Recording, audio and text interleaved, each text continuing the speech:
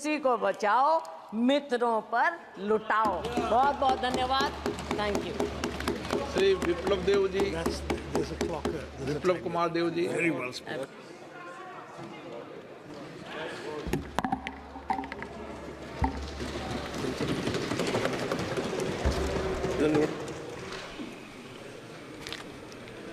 माननीय अध्यक्ष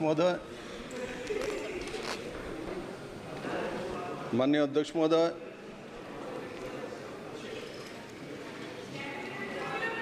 भाजपा से बजट चर्चा के ऊपर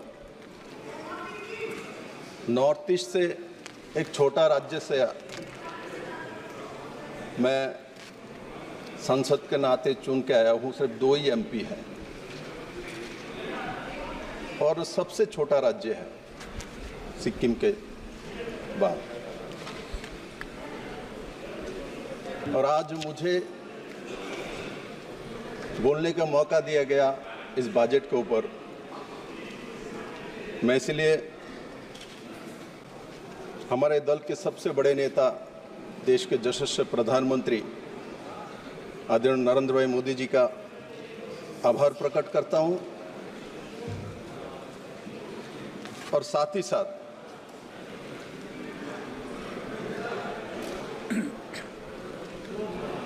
निर्मला सीतारमण जी ने जिस तरीके से इस बजट को प्रस्तुत किया है,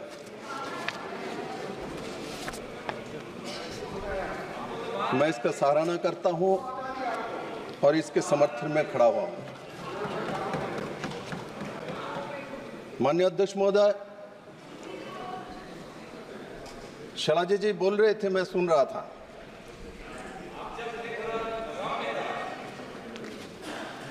नरेंद्र भाई मोदी जी ने 2014 से प्रधानमंत्री के नाते काम शुरू किया और उस समय जो आर्थिक स्थिति देश का 10 साल की यूपीए गवर्नमेंट ने छोड़ के गया था, तो भारत का जो आर्थिक स्थिति है, जो अनुमान किया जा रहा था, तो भारत फ्राजिल 5 देशों में चले जाएंगे। और माननीय प्रधानमंत्री नरेंद्र भाई मोदी के नेतृत्व में एक पारदर्शी आर्थिक व्यवस्था को देश में लागू किया गया। आर्थिक वैषम्य और कोरोना के काल रहने के बावजूद भी आज जो आर्थिक सर्वे आया हुआ है, इसमें 6.5% से 7% तक जीडीपी रहेगा अनुमानित है। और ये बजट एक फोकस्ड बजट है और इस बजट में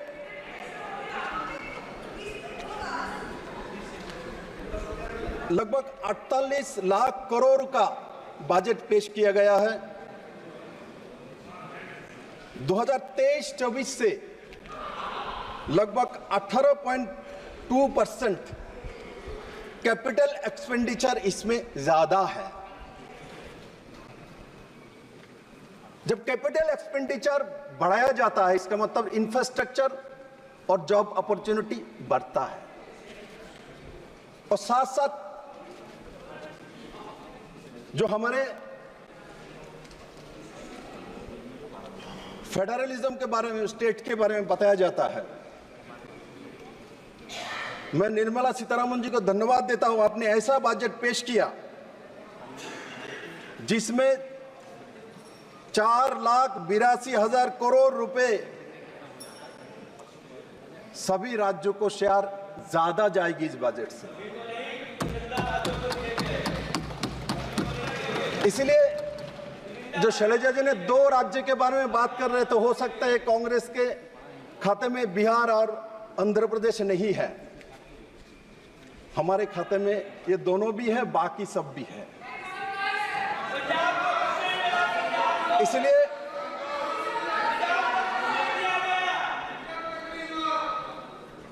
इस बजट के माध्यम से जो सर्वांगीण विकास और उस तरफ माननीय प्रधानमंत्री जी ने रुख किया है।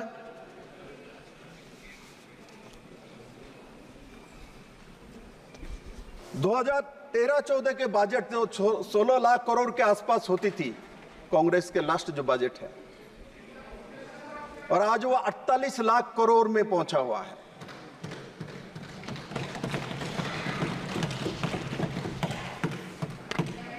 और इसमें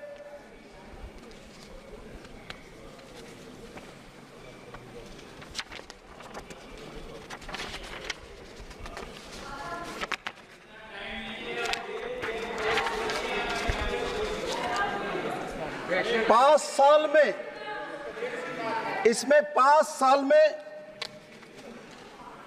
4.1 करोड़ युवाओं को रोजगार, कौशल और अवसर पर मुहैया कराया जाएगा। अभी रोजगार के बारे में बात हो रहा था, मैं आता हूं। और इसमें देश के जो 500 टॉप जो कंपनीज है जो रोजगार सृजन कर सकता है, इस 500 कंपनियों में पोर्टल के माध्यम से एप्लीकेशन लेके 1 करोड़ युवाओं को इंटर्नशिप का मौका दिया जाएगा। और हम छोटे से सुनते आए हुए हैं स्किल के बारे में, जापान के बारे में, कोरिया के बारे में, चीन के बारे में,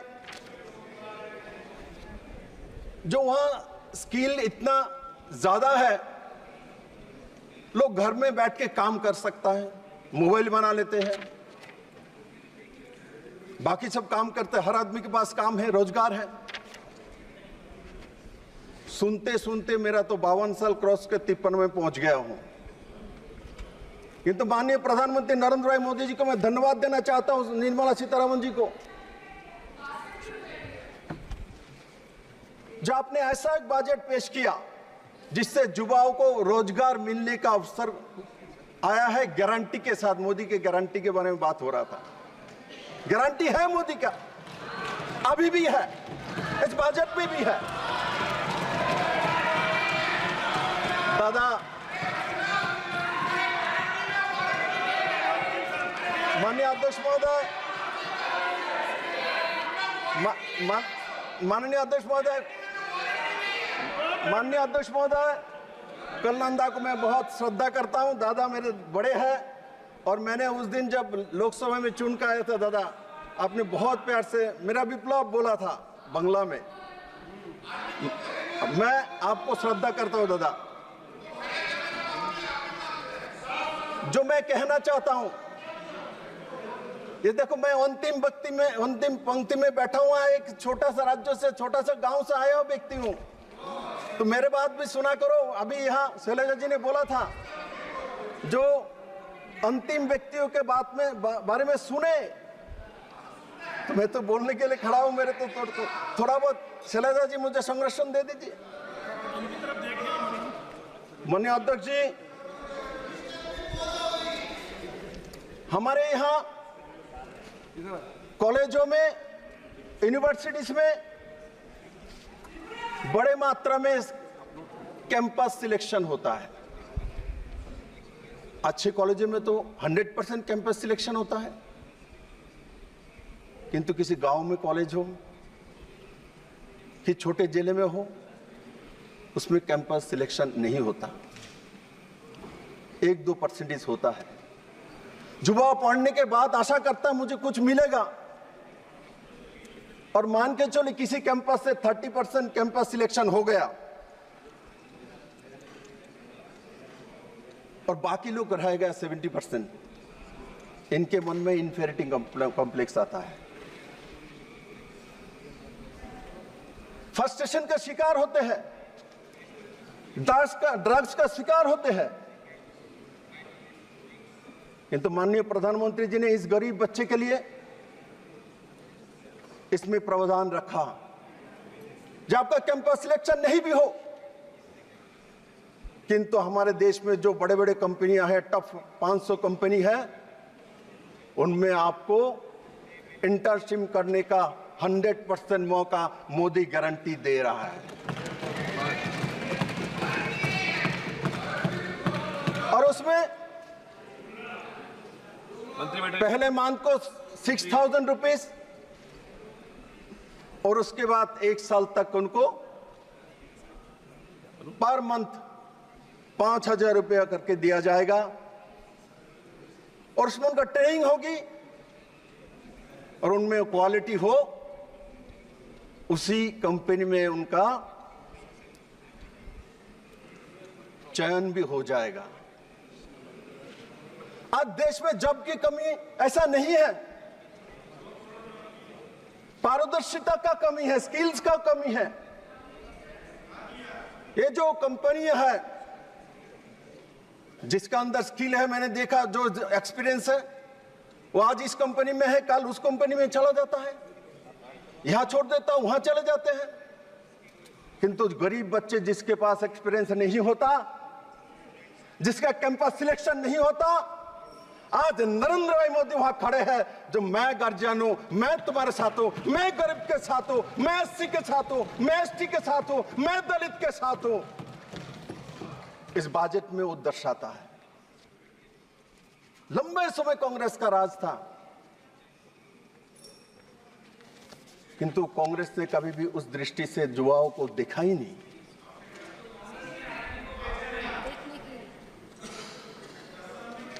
माननीय अध्यक्ष महोदय,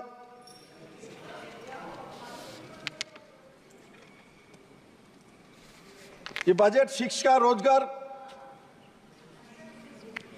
विकास के लिए 1.48 लाख करोड़ का प्रावधान रखा गया है।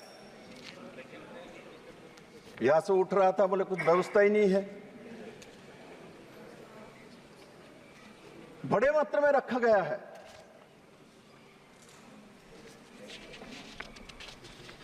महोदय,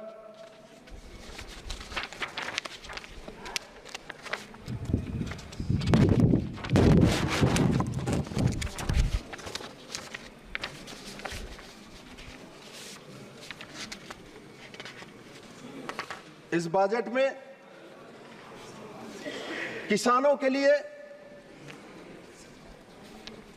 बजट जो है 1.52 लाख करोड़ रुपया रखा गया है।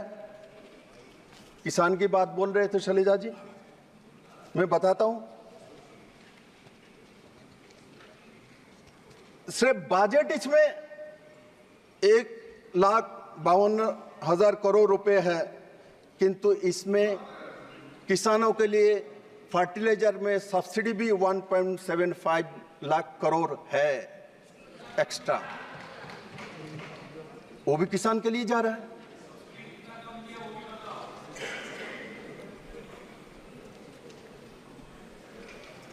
और महोदय, माननीय प्रधानमंत्री नरेंद्र भाई मोदी के नेतृत्व में पिछले 10 साल में 2014 से 2023 तक लगभग 14 लाख करोड़ एमएसपी में दिया गया है। 14 लाख करोड़ एमएसपी में दिया गया है। शैलजा जी जिस हरियाणा के बारे में बात कर रही थी, आपके हरियाणा में सबसे ज्यादा भारतीय जनता पार्टी के सरकार एमएसपी दिया जाता है किसान को। आपने एयरपोर्ट के बारे में बोला, हिसार में एयरपोर्ट तैयार हो चुकी है, आप वहां से चढ़ सकते हैं। जरूर आप ज्यादा हरियाणा को जानते कि आप उसमें जन्म लिया है। और मैंने जब दिल्ली में नया नया आया था तब आप मंत्री थी, आपको कैसे मालूम चलेगा।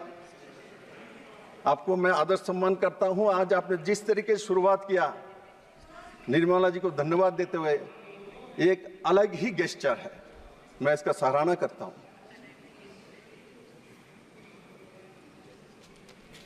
अध्यक्ष महोदय,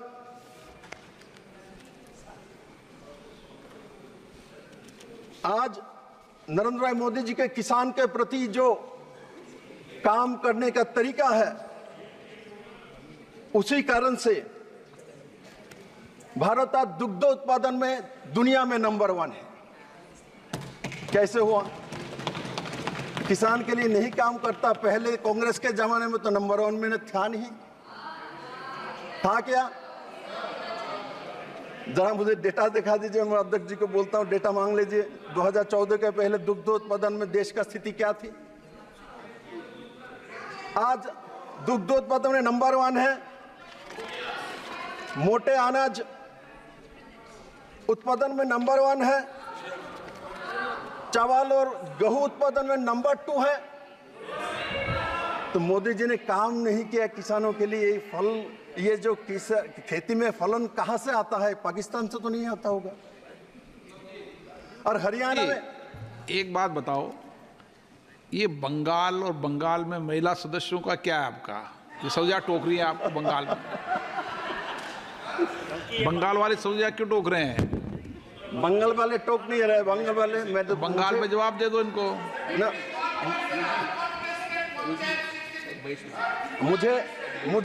मुझे ज्यादा उत्साहित कर रहा है।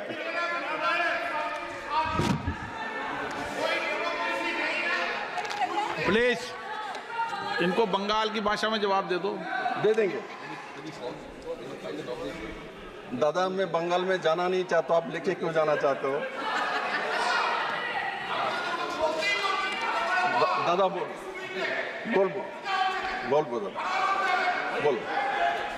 तो कलंदा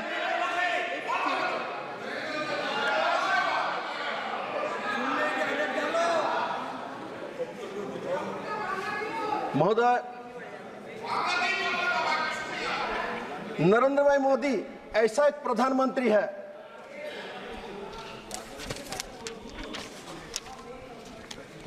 जब किसी बच्चे का जन्म होता है,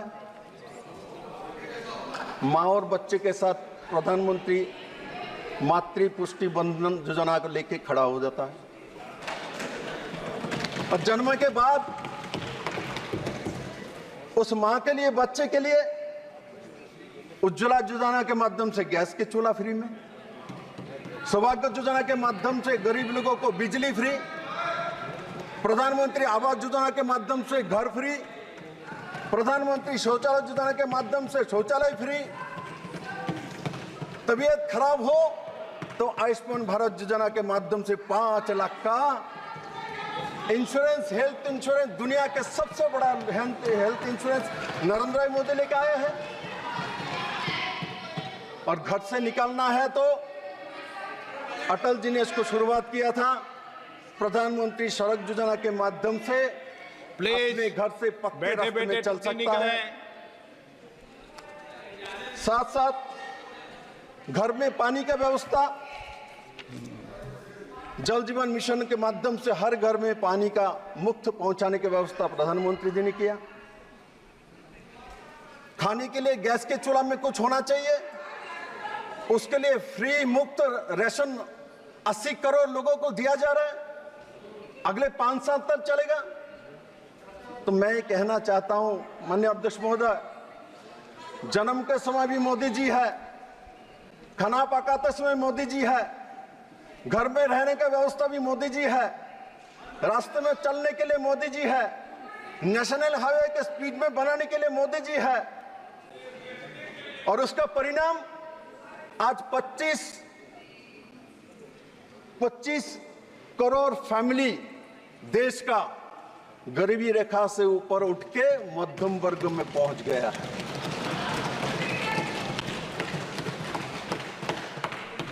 अब वो लोग नहीं चाहते कि भाई गरीब मध्यम वर्ग में पहुंचे नहीं, क्या करूं मैं? शरद जी बोल रहे थे बीसी के लिए, SC 1-2 के लिए क्या किया गया है। ये जो अंत्योदय और गरीब लोग हैं ना, ये चीज उन्हीं लोगों को ज्यादा मिलता है। और मैं त्रिपुरा में जब मुख्यमंत्री के नाते काम कर रहा था, माननीय प्रधानमंत्री जी के मार्गदर्शन में मैंने और एक स्कीम भी लागू किया था। जीवन भर तो सब स्कीम है, घर भी है, मकान भी है, रास्ता भी है, बिजली भी है, पानी भी है, खाना भी है, चावल भी है, अनाज भी है। और उसके साथ मरने के बाद अंत्योदय परिवार का किसी सदस्य का त्रिपुरा में मृत्यु हो जाता है, अंतिम संस्कार के लिए 2000 रुपया सरकार देता है मोदी जी के नेतृत्व में। और मरने के बाद भी उसमें अपने आत्मीय परिजन के लिए स्मृति वन मैंने बनाया, वहां अपने पिताजी माताजी के नाम से स्मशान में एक पेड़ पौधे लगा दीजिए। उस पौधे में लोगों को ऑक्सीजन देने का काम भी, राहुल गांधी को भी ऑक्सीजन मिलता है, हम लोगों को भी ऑक्सीजन मिलता है, उसका व्यवस्था भी मोदी जी ने ही किया है मेरे मित्रों।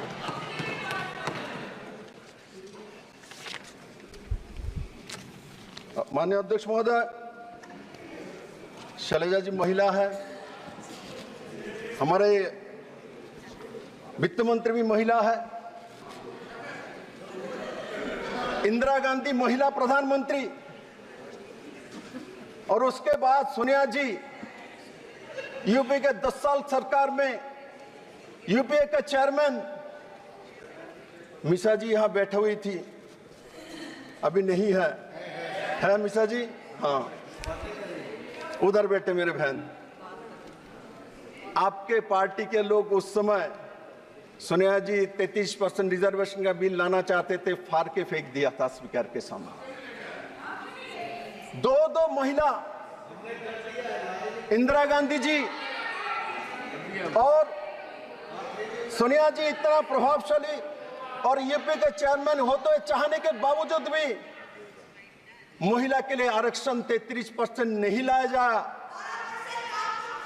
और माननीय प्रधानमंत्री नरेंद्र भाई मोदी जी के नेतृत्व में, माननीय प्रधानमंत्री नरेंद्र भाई मोदी जी के नेतृत्व में मैं गर्व करता हूं, दोनों हाउस में महिला आरक्षण बिल लाने में सफल रहा और करके दिखाया। और 2026 में उसमें 33% रिजर्वेशन लाके 29 में वही महिला बहनों को दोनों इस हाउस में लाया जाएगा। मेरे मित्रों, एसएचजी ग्रुप आज 10 करोड़ बहनें, 10 करोड़ बहनें एसएचजी ग्रुप में काम करते हैं। 10 करोड़ बहनें एसएचजी ग्रुप में काम करते हैं, रोजगार करते हैं, स्वरोजगारी बने हैं। ड्रोन दीदी, अरे ड्रोन हम लोग शहर के लोग चलाएंगे, इसके बारे में भी आइडिया नहीं है। आजकल गांव में बैठे एसएचजी ग्रुप में महिला ड्रोन चलाता है, किसानों के फसल को देखभाल कराता है, वो फर्टिलाइजर देने का व्यवस्था करता है। क्या कभी किसी गांव में किसी महिला ने कभी सोचा था मैं ड्रोन चलाऊंगी? आज और बजट में 400 करोड़ रुपया दिया है। अब मेरे बहनों, ड्रोन नहीं चलाएगा, आपको प्लेन दिया जाएगा, चिंता मत करो। क्योंकि नॉर्थ ईस्ट से मैं आता हूं, मात्र कांग्रेस के शासन में 9 एयरपोर्ट था। आज माननीय प्रधानमंत्री जी के नेतृत्व में नॉर्थ ईस्ट में 16 एयरपोर्ट करके दिया। और नॉर्थ ईस्ट के सभी राज्यों में हमारे रेलवे मंत्री बैठे हुए थे, सभी राज्यों में रेल कनेक्टिविटी लाने वाला माननीय प्रधानमंत्री नरेंद्र भाई मोदी और कांग्रेस के लंबे समय शासन नॉर्थ ईस्ट में रहा है। करप्शन के ऊपर करप्शन, स्कैम के ऊपर स्कैम, इसके बाहर कुछ नहीं कि मैं सब कुछ आपके सामने रखने वाला हूं मेरे अध्यक्ष महोदय। और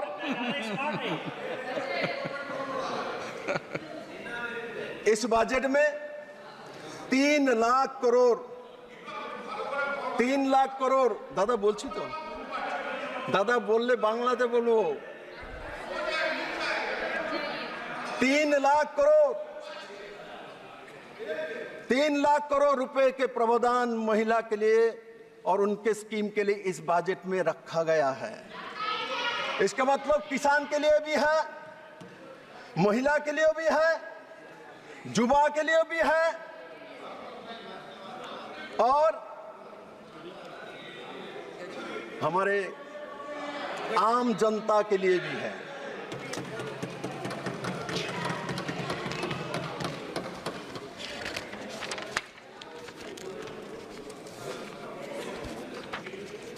माननीय अध्यक्ष महोदय,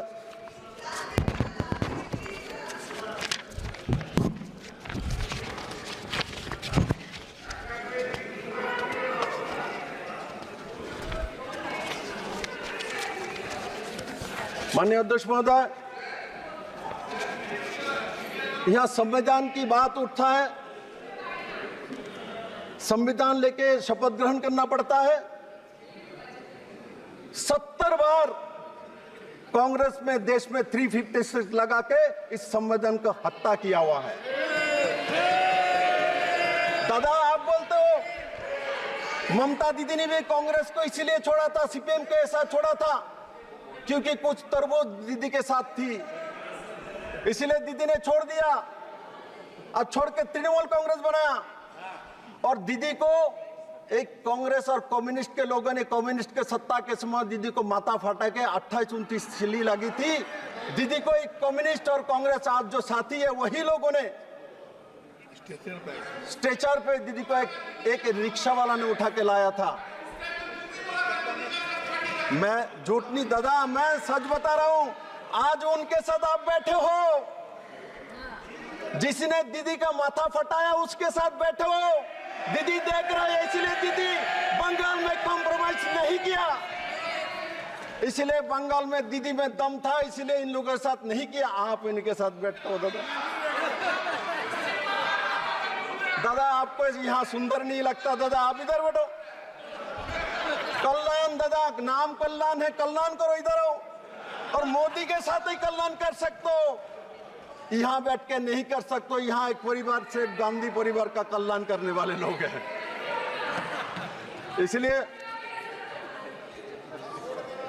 इसलिए मैं जिस स्टेट से आता हूं, त्रिपुरा, सुन लो माननीय अध्यक्ष महोदय, मैं जिस स्टेट से आता हूं उसमें भी एक बार मिडिल में, कम्युनिस्ट के मिडिल में कांग्रेस की सरकार आई थी। अपने ही सरकार राष्ट्रपति शासन जारी करके कांग्रेस ने वहां सीपीएम को बैठाया अपना मित्रता रखने के लिए, और वहां मेरे छोटा सा स्टेट में राष्ट्रपति शासन लागू किया और बैठा दिया सीपीएम को। ये काम किया है माननीय अध्यक्ष महोदय। मनमोहन सिंह जी 10 साल तक देश के प्रधानमंत्री रहे हैं, 10 साल तक प्रधानमंत्री रहे हैं, और इस 10 साल में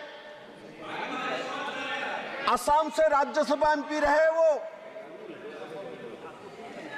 गोगोई जी यहां बैठे हुए, असम से ही राज्यसभा एमपी रहे प्रधानमंत्री मनमोहन सिंह 10 साल, किंतु नॉर्थ ईस्ट में एक बार भी नहीं गए। मेरे स्टेट में तो मैंने फोटो भी नहीं देखा उनका। और प्रधानमंत्री नरेंद्र मोदी अब तक नॉर्थ ईस्ट में 90 बार जा चुके हैं। मंत्री परिषद तो बैठे हुए 700 बार नॉर्थ ईस्ट में प्रवास किया है। और आज नॉर्थ ईस्ट के राज्य 85% ज्यादा कृषि जो उत्पाद को एक्सपोर्ट करता है। मेरे में अध्यक्ष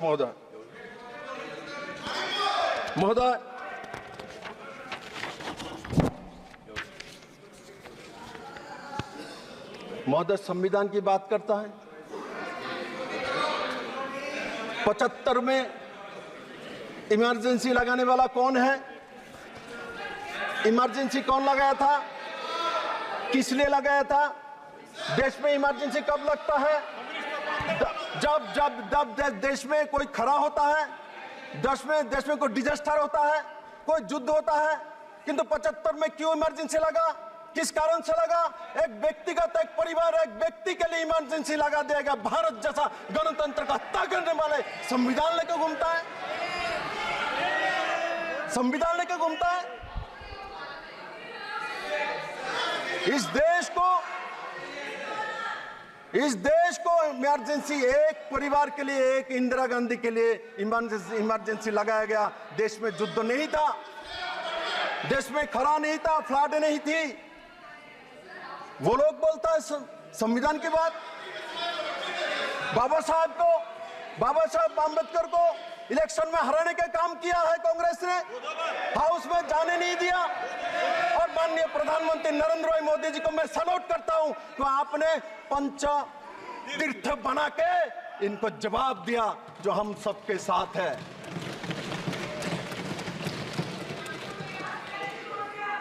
इस देश के जॉब की कमी नहीं है, इस देश के स्किल का कमी है, और स्किल डेवलपमेंट मिनिस्ट्री भी नरेंद्र भाई मोदी जी ने ही बनाया था, और राजीव प्रताप रूडी जी मेरे मित्र यहाँ बैठे हुए थे, वह पहला मंत्री बने थे।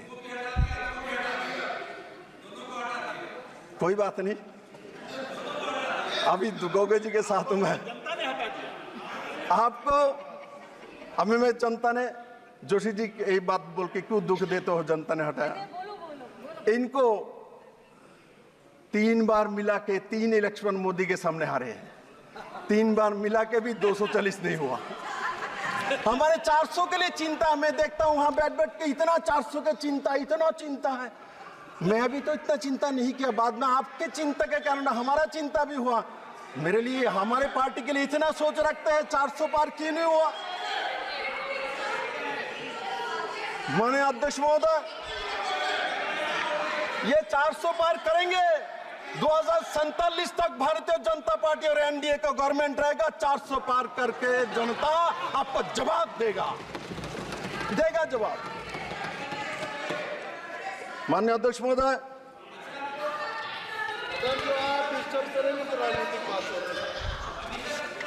सुनोगे तो बजट को भाषण। माननीय अध्यक्ष महोदय, त्रिपुरा का मैं सीएम रहा हूं। मेरे बात गोगोई जी, मैं एक बात, माननीय अध्यक्ष जी, मैं उस पार्टी से बिलोंग करता हूं। मैं आपसे आग्रह करूंगा, आप बैठे बैठे कोई व्यक्ति अगर कुछ बोले तो उसका जवाब मत दो।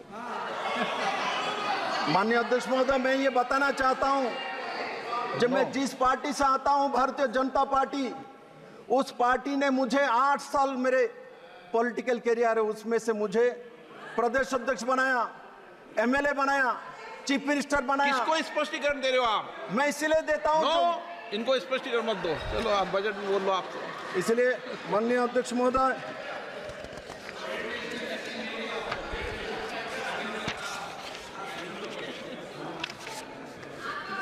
माननीय अध्यक्ष महोदय, नॉर्थ ईस्ट में लंबे समय इंसर्जेंसी रहे हैं। मोदी जी के नेतृत्व में बोडोलैंड का समाधान हो, नागालैंड का समाधान हो, 60% नॉर्थ ईस्ट में आपदा खत्म करने का काम हो। और माननीय अध्यक्ष महोदय, आपको जानने के बाद बहुत दुख होगा, मेरे राज्य त्रिपुरा में अपने ही देश के जो जनजाति है, मिजोरम से डिस्प्लेस होकर 1998 में त्रिपुरा में रिफ्यूजी जैसा 23 साल रहे हैं। कांग्रेस और कम्युनिस्ट के सरकार रहे, केंद्र में मिलीजुली सरकार रहे हैं। एसटी एससी की बात करता है, रिफ्यूजी कैंप पे 23 साल रहना पड़ा 36,000 फैमिली को। इनको ना पढ़ाई का ना भोटाधिकार, कुछ भी नहीं था। जनजाति है, एसटी है, गरीब है, और इनको हक दिलाने का काम, स्थायी रूप से त्रिपुरा में रहने का काम आदरणीय प्रधानमंत्री नरेंद्र भाई मोदी जी ने 600-700 करोड़ रुपए के पैकेज देके किया है। मेरे मित्रों, अध्यक्ष जी, ये कोई छोटी बात नहीं है। 23 साल तक अपने देश में कोई रिफ्यूजी बन के रहता है? क्या कर रहे थे केंद्र में सरकार? त्रिपुरा में कम्युनिस्ट के सरकार, इनके एक समय 5 साल में मिलीजुली सरकार थे, सपोर्ट था। किंतु इस जनजाति के लिए, ये एसटी समाज के लिए काम नहीं किया गया है। त्रिपुरा में लंबे समय इंसर्जेंसी थे। एनएलएफटी को सरेंडर करने का पद्धति अमित भाई शाह गृह मंत्री जी ने करवाया। इसलिए नॉर्थ ईस्ट की बात हो और पूरे देश की बात हो,